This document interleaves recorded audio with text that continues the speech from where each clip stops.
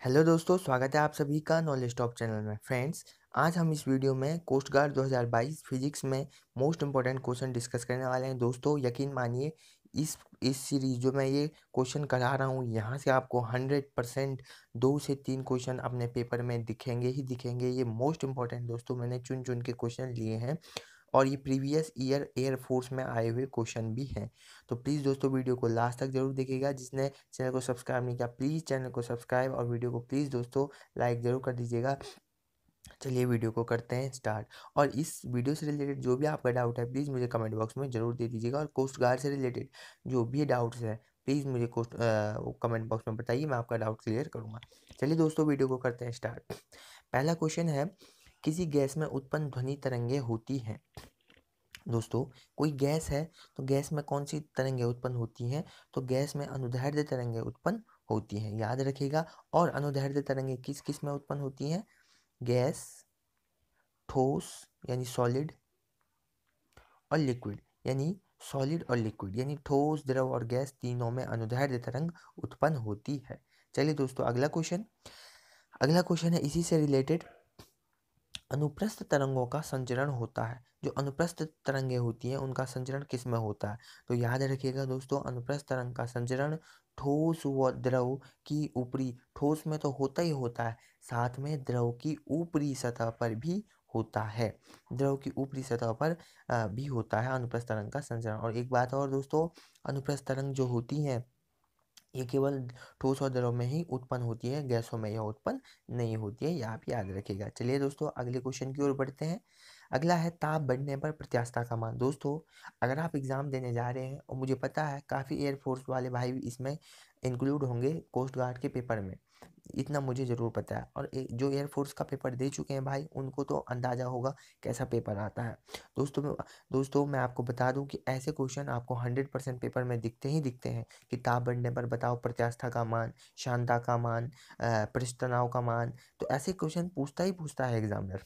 तो दोस्तों, ताप बढ़ने पर प्रत्यास्था का मान क्या होता है? घटता है। याद रखिएगा, ताप बढ़ने पर प्रत्यास्था का मान घटता है। अगले क्वेश्चन की ओर बढ़ते हैं। अगला है, पृथ्वी के लिए पलायन वेग। प्रीवियस ईयर क्वेश्चन पेपर है, ये कोस्ट गार्ड में पिछली बार पूछा गया क्वेश्चन है। पृथ्वी के लिए पलायन वेग, ठीक है दोस्तों, पृथ्वी के लिए पलायन वेग होता है 11.2 किलोमीटर पर सेकंड। देखिए दोस्तों, पलायन वेग होता क्या है भाई? मतलब पलायन वेग वह वेग होता है कि यदि हम इस वेग से किसी वस्तु या किसी ऑब्जेक्ट को पृथ्वी से छोड़ें तो वह फिर कभी वापस नहीं लौटती है, यानी पृथ्वी पे कभी वापस नहीं लौटेगी। ठीक है दोस्तों, अगला क्वेश्चन है, चंद्रमा के लिए पलायन वेग। मोस्ट इंपॉर्टेंट है, पिछली बार ये भी पूछा गया सवाल है कोस्ट गार्ड में। चंद्रमा के लिए पलायन वेग, तो चंद्रमा के लिए पलायन वेग होता है लगभग 2.5 यानी 2.4 किलोमीटर पर सेकंड। याद रखिएगा दोस्तों, इंपॉर्टेंट क्वेश्चन है। अगला क्वेश्चन है फ्रेंड्स, वर्षा की बूंद गोलाकार होती है किस कारण से? एयरफोर्स में पूछा गया सवाल है। 14 तारीख की पहली शिफ्ट जो भी भाई दे हैं उनको याद होगा, 14 तारीख की पहली शिफ्ट में। और जो फिजिक्स का पहला क्वेश्चन भी यही था दोस्तों कि वर्षा की बूंद गोलाकार होती है। तो वर्षा की बूंद किस कारण से गोलाकार होती है? पृष्ठ तनाव। मोस्ट इंपॉर्टेंट टॉपिक है दोस्तों, 2-3 क्वेश्चन बनते ही बनते हैं पृष्ठ तनाव से, इसे जरूर पढ़ के जाइएगा। अगला क्वेश्चन, एक परमाणु गैस में कितनी स्वतंत्र की? ये भी दोस्तों सवाल पूछा गया है पिछली बार, ये एयरफोर्स में पूछा गया है 14 तारीख की पहली शिफ्ट में। दोस्तों, एक परमाणु गैस में कितनी स्वतंत्र की कोटियां होती है? तो 3 स्वतंत्र की कोटियां होती हैं। इस बार ये पूछ लेगा द्विपरमाणु, तो द्विपरमाणु गैस में कितनी स्वतंत्र की कोटियां होती है? तो द्विपरमाणु गैस में 5 स्वतंत्र की कोटियां होती हैं। और त्रिपरमाणु गैस में 7 स्वतंत्र की, 6 या 7 स्वतंत्र की कोटियां होती हैं। चलिए दोस्तों आगे बढ़ते हैं। अगला है, ध्वनि की चाल अधिकतम किसमें होती है? इंपॉर्टेंट है। तो ध्वनि की चाल दोस्तों अधिकतम किस में होती है? इस्पात में, यानी लोहे में अधिकतम होती है। ठीक है दोस्तों, लोहे में अधिकतम होती है। एक मिनट में वाला क्वेश्चन निकाल लेता हूँ। तो इस्पात में अधिकतम होती है। अगला है, पृथ्वी के लिए गुरुत्व त्वरण का मान कहाँ पर अधिकतम होता है? आ गया दोस्तों ग्रेविटेशनल से क्वेश्चन, ध्रुवों पर अधिकतम होता है गुरुत्व त्वरण का मान। ग्रेविटेशन को भी अच्छे से पढ़ के जाएं, मोस्ट इंपॉर्टेंट यहाँ से सवाल बनते रहते हैं। अगला है फ्रेंड्स, एक वायुयान किस सिद्धांत पर कार्य करता है? इंपॉर्टेंट है, एक वायुयान जो है ये बर्नौली के सिद्धांत पर काम करता है। अब देखिए दोस्तों, बर्नौली का सिद्धांत ये तरल गति के मौलिक नियम का मतलब तरल गति का मूल सिद्धांत भी इसे कहते हैं। इसमें एक क्वेश्चन बहुत पूछा जाता है, टारगेटेड क्वेश्चन है। एक वेंचुरी मापी जो होता है, ठीक है, वेंचुरी मीटर, तो एक वेंचुरी मापी के सिद्धांत पर कार्य करता है, और एक होता है पाइटोटनली, ये भी किस सिद्धांत पर, तो दोनों बर्नौली के सिद्धांत पर कार्य करते हैं। मोस्ट इंपॉर्टेंट क्वेश्चन है, देख लेना दोस्तों, इस बार किसी न किसी शिफ्ट में आपको ये दो क्वेश्चन भी जरूर दिखेंगे। तो पृथ्वी के लिए गुरुत्व त्वरण का मान कहाँ पर अधिकतम होता है, ध्रुवों पर, और यहाँ पे एक वायुयान के सिद्धांत पर कार्य करता है, तो वायुयान बर्नौली के सिद्धांत पर कार्य करता है। अगला क्वेश्चन, हाइड्रोलिक प्रेस के सिद्धांत पर कार्य करता है। ठीक है दोस्तों, हाइड्रोलिक प्रेस हुआ, या जो जेसीबीज होती हैं, या जो लिफ्ट्स होती हैं, हाइड्रोलिक ब्रेक्स होती हैं, ये सारा पास्कल के नियम पे कार्य करती है, और पास्कल का नियम भी वही है, आपने पढ़ा होगा। अगला क्वेश्चन, किरचॉफ का प्रथम नियम किस सिद्धांत को व्यक्त करता है।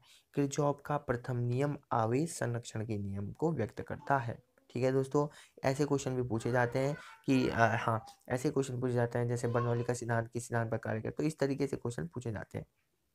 अगला है, किरचॉफ का दूसरा नियम किस नियम को व्यक्त करता है, तो किरचॉफ का सेकंड लॉ जो होता है ये ऊर्जा संरक्षण के नियम को व्यक्त करता है। किस नियम को, ऊर्जा संरक्षण के नियम को व्यक्त करता है किरचॉफ का द्वितीय नियम।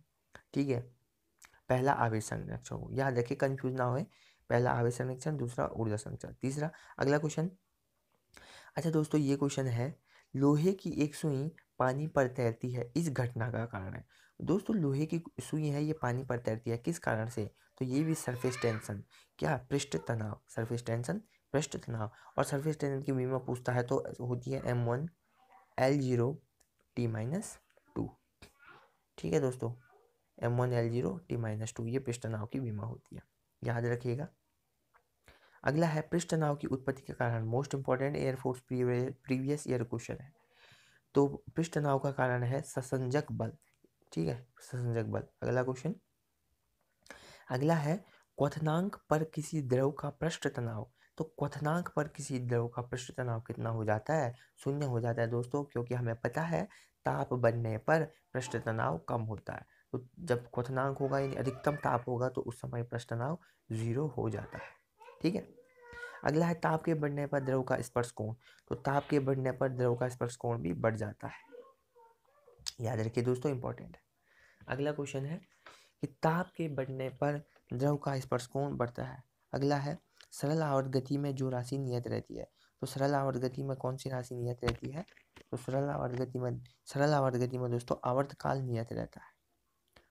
अगला क्वेश्चन, अगला है, 0 डिग्री सेल्सियस को केल्विन पैमाने पर शुद्ध मान कितना होता है, तो 0 डिग्री सेल्सियस का केल्विन पैमाने पर शुद्ध मान 273.15 केल्विन होता है। ठीक है दोस्तों ये कैलोरीमेट्री से है, तो इसके कैलोरीमेट्री के भी क्वेश्चन देख के जाएं, ये फ़ारेनहाइट डिग्री सेल्सियस ये क्वेश्चन पूछता है, टारगेटेड क्वेश्चन है।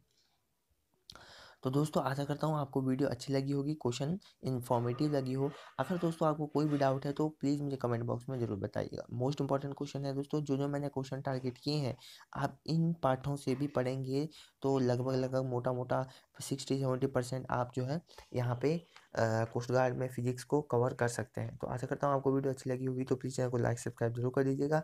मिलते हैं ऐसी वीडियो में, तब तक अपना ख्याल रखिए। जय हिंद, जय भारत।